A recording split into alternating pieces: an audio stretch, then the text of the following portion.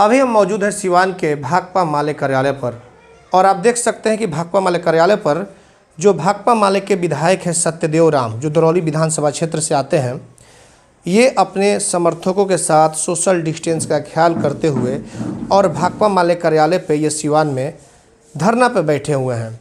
धरने पे बैठने का क्या कुछ कारण है, इनसे हम बातचीत करेंगे। लेकिन फ़िलहाल आप देख सकते हैं कुछ हाथों में तख्तियाँ लेकर विधायक जी अपने हाथों में तख्तियाँ लिए हुए हैं, जिसमें कुछ ऐसे स्लोगन लिखे गए हैं कि मजदूरों को घर वापसी या किराए के सवाल पर फेंका फेंकी क्यों, नीतीश मोदी जवाब दो, प्रवासी मजदूरों के लिए विशेष कार्य योजना बनाया जाए, इसका भी जवाब सरकार से ये लोग मांग रहे हैं। दूसरी तरफ आप देख सकते हैं एक तख्तियाँ है, मारे गए सभी मजदूरों को 20-20 लाख रुपया मुआवजा दो। और ये फिर अब इधर भी जो तख्तियाँ इसमें देख सकते हैं कि प्रवासी मजदूरों को 10,000 रुपये राहत भत्ता दो, पीएम केयर फंड से मजदूरों को सकुशल घर पहुंचाओ।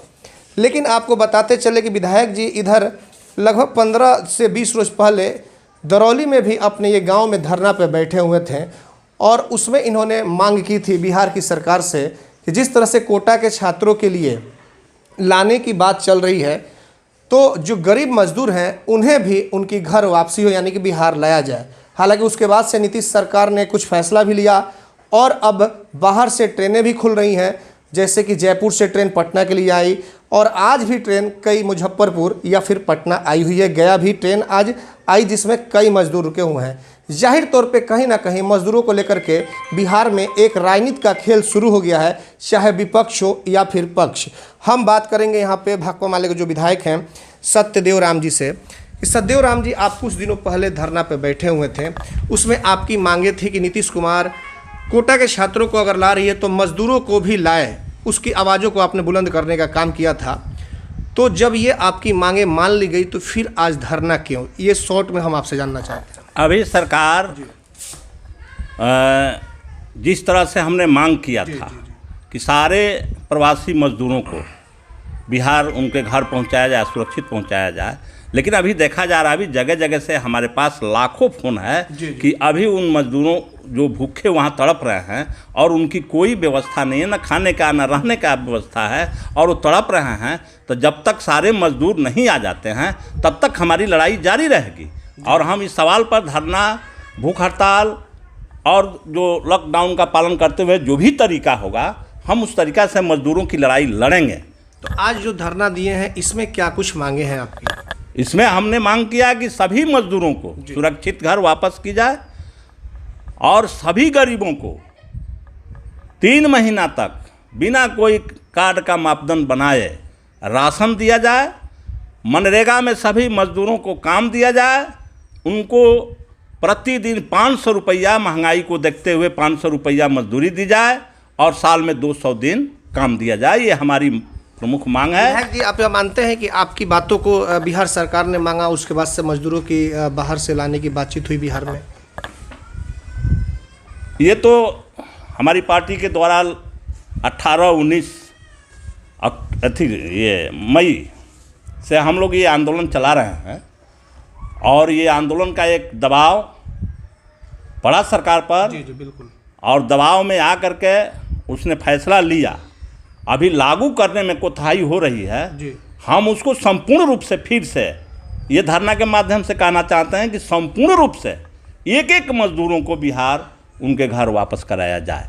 अभी जो आ रहे हैं, जो क्वारंटाइन हो रहे हैं जी। उनकी पूरी व्यवस्था वहाँ की जाए, कोताही उसमें भी देखे हैं हमने, उनकी पूरी व्यवस्था की जाए और जब उनकी छुट्टी होती है तो उन मजदूरों को कर्नाटका के तौर पर 2,000 रुपया दे करके विदाई किया जाए। ये हमारी मांग। सीएम नीतीश कुमार ने कुछ देने की बात भी बताई है, किराया भी देने की बात उन्होंने कही है, उसके बाद से पर व्यक्ति जो पर श्रमिक होंगे उनको भी कुछ रुपए देंगे। हमने देखा अखबार में मोदी जी बोले हैं कि 500 रुपया, यह कहीं से उचित नहीं है। आज की तारीख में 500 रुपया का कोई मूल्य है क्या? इसलिए 2,000 रुपया की हमारी मांग है कि 2,000 रुपया उनको दे करके विदा किया जाए और जो लोग प्रवासी मजदूर जो यहाँ पहुँच रहे हैं फिर उनको 10,000 रुपया प्रति मजदूरों को दिया जाए ताकि वो अपने जीवन चला सके, यहाँ आकर के अपने जीवन को ठीक से चला सके। विधायक जी, एक सवाल और है कि नीतीश कुमार आखिर इतने देर के बाद क्यों जगे? बहुत दिनों से डिमांड हो रही थी कोटा के छात्रों को लाने के लिए, मजदूरों को लाने के लिए, लेकिन वो मांगे नहीं मान रहे थे। जैसे कि उत्तर प्रदेश की सरकार ने बच्चों को बुला लिया, फिर इतना देर क्यों आखिर बिहार सरकार को? क्या लग रहा है आपको? ये राज्य की सरकार और केंद्र की सरकार गरीब की चाहे जितनी बात करे, गरीबों के प्रति इनकी हमदर्दी है नहीं। वोट लेने के लिए जितनी बात ये करें, गरीब चेहरा ये दिखाते हैं, लेकिन इसमें तो ये भेद खुल गया कि गरीबों के प्रति इनका चेहरा नहीं है। ये कोरोना वायरस ने पूरे तौर पर साफ कर दिया है तमाम पार्टियों के गरीबों के प्रति क्या रुख है, ये साफ हो गया है। लेकिन नीतीश जी ये दबाव में, गरीबों के आंदोलन के दबाव में वो फैसला लिए हैं, और अभी हम आंदोलन इसीलिए कर रहे हैं कि वो समुचित रूप से लागू हो और समुचित रूप से मजदूरों को घर वापसी हो। तो अब क्या लग रहा है कि मजदूरों की वापसी तो धीरे धीरे अब होने लगी है, जैसे कि सिवान में भी पता चल रहा है कि कुछ ट्रेनें आने वाली है, तो क्या माना जाए कि बिहार की सरकार अब सजग हो चुकी है? और जैसा कि आपका कहना है कि मुआवजा अब ज़्यादा मिलना चाहिए, क्या लग रहा है सरकार आपकी बातें मानेगी? हम मांग करते रहेंगे, गरीबों के, मजदूरों के पक्ष में ज़रूरत की मांग हम करते रहेंगे। सरकार कितना मानेगी या नहीं मानेगी सरकार पर डिपेंड करता है, लेकिन हमने आपको याद करना चाहिए कि हम मेहरौना पुल से ही सारी मांग करते रहे। वहाँ भी बस उनको दबाव में ही आकर के देना पड़ा, और हमने 18-19 मई को मांग किए कि सभी मजदूरों को सुरक्षित घर वापस किया जाए, तो ये भी उनको करना पड़ा है। इसलिए हम ये मांग जारी रखेंगे, ये लड़ाई जारी रखेंगे और उनको लागू करना ही पड़ेगा। विधायक जी, बस अब एक अंतिम आपसे जानना चाहेंगे कि जिस तरह से आपकी मांगे, वहाँ भी आप लोग श्रीकरपुर में जो बिहार यूपी का बॉर्डर है, वहाँ भी बस की डिमांड की गई, प्रशासन ने आपकी वो मांग पूरी की। उसके बाद से आपने जो मजदूरों की समस्याओं को उठाया कि उनको लाया जाए, वो भी डिमांड सरकार ने पूरी की। तो क्या सीएम को राजनीतिक से हट करके बधाई देंगे उनको इस कार्य के लिए? अभी वो दबाव में कर रहे हैं, इसलिए बधाई के पात्र अभी नहीं है। अभी नहीं है, वो दबाव में कर रहे हैं। अगर वो दबाव वहाँ हम नहीं बनाते, हमारी पूरे पार्टी देश भर में ये 18-19 को नहीं करती और लगातार हम आंदोलन नहीं चलाते, तो यह सरकार गरीबों के काम नहीं करती। इसलिए हम ये आंदोलन आज का धरना रखे हुए हैं और इनको फिर से कह रहे हैं कि समुचित रूप से इसको लागू करें, सारे मजदूरों को घर वापस करें और क्वारंटाइन करके उनका इलाज करके, ठीक से इलाज करके वहाँ भी सारी व्यवस्था को करें, और विदाई के समय उनको 2000 रुपये। अगर आपकी मांगे पूरी कर दी जा रही है, सीएम नीतीश कुमार इसे भी पूरा कर दें, तो क्या उनको थैंक्स बोलेंगे? जब गरीबों के सारे काम होने लगेंगे और कोई सरकार करेगी, तो हम गरीबों के लिए बात करते हैं, और गरीबों के सारे काम जब होंगे, जो करेगा हम उसको थैंक्स बोलेंगे।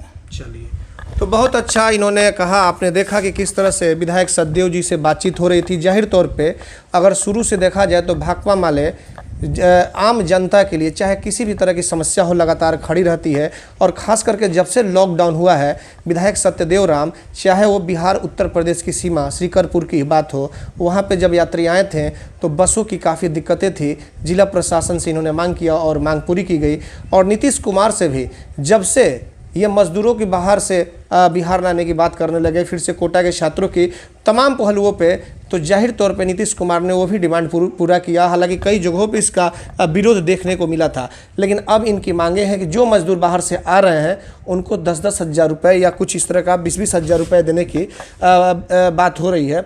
तो जाहिर तौर पर कि 10-10 हज़ार जो रुपए देने की बात हो रही है, तो जो मांगे, हालांकि बिल्कुल वो मांगे जायज़ हैं, क्योंकि 500 रुपये आज के समय में कोई मायने नहीं रखता है। और जैसा कि अभी पता चल रहा है कि सिवान में भी कुछ ट्रेनें आने वाली हैं, और इसी को लेकर के विधायक सत्यदेव राम यहाँ पे तमाम अपने समर्थकों के साथ सोशल डिस्टेंस का ख्याल रखते हुए धरना प्रदर्शन देने का काम किए हैं। अब देखना यह होगा कि बिहार सरकार विधायक सत्यदेव राम की मांगों को मानती है या नहीं, या आगे भी वही होगा जो शतरंज का राजनीतिक खेल शुरू से खेला जा रहा है। यह तो आने वाला वक्त ही बताएगा। हमारे सहयोगी आशीष कुमार गोलू के साथ चंदन कुमार, ATN लाइव सिवान।